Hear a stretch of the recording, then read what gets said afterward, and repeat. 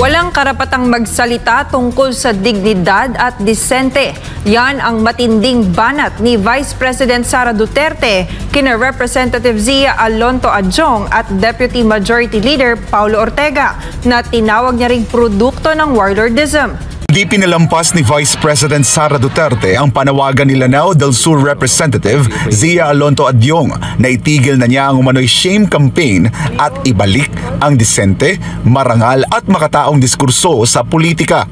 Ayon kay VP Sara, walang karapatan si Adjong na magsalita tungkol sa dignidad, pagiging disente at pagkakaroon ng magandang asal dahil ayon sa kanya, ang mambabatas ay produkto ng warlordism sa Mindanao. Si Adjong manggod, produkto manggod niya siya sa warlordism nato diri sa Mindanao. So I don't think he is the proper person to talk about decency, dignity, and civility. Kay ang iyahang pagdaog din sa Lanao tungod na sa grip sa ilahang dynasty.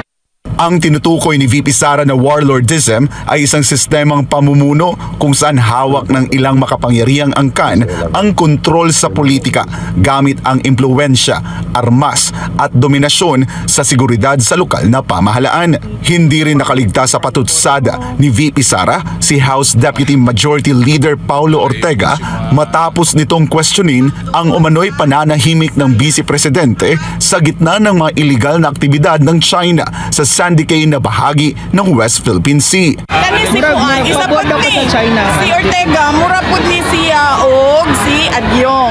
Produkto sa warlord. Si Ortega, maupod na siya si Adjong. Produkto sa warlordism.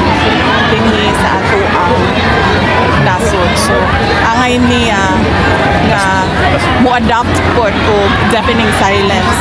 Kaya wa siya katungod mo abli sa iyang Sinagot din ng bise ang sinabi ni Ortega na tila mas aktibo daw siya sa pagbatiko sa mga kaalyado ng administrasyon kaysa sa pagtindig laban sa mga kilos ng China sa loob ng teritoryo ng Pilipinas. Iginit ng pangalawang Pangulo na malinaw naman ang kanyang paninindigan. So, kay Ortega, hindi pa obvious nga naa ko diri sa Pilipinas nagapangampanya para sa mga kandidato para sa ato ang nasod.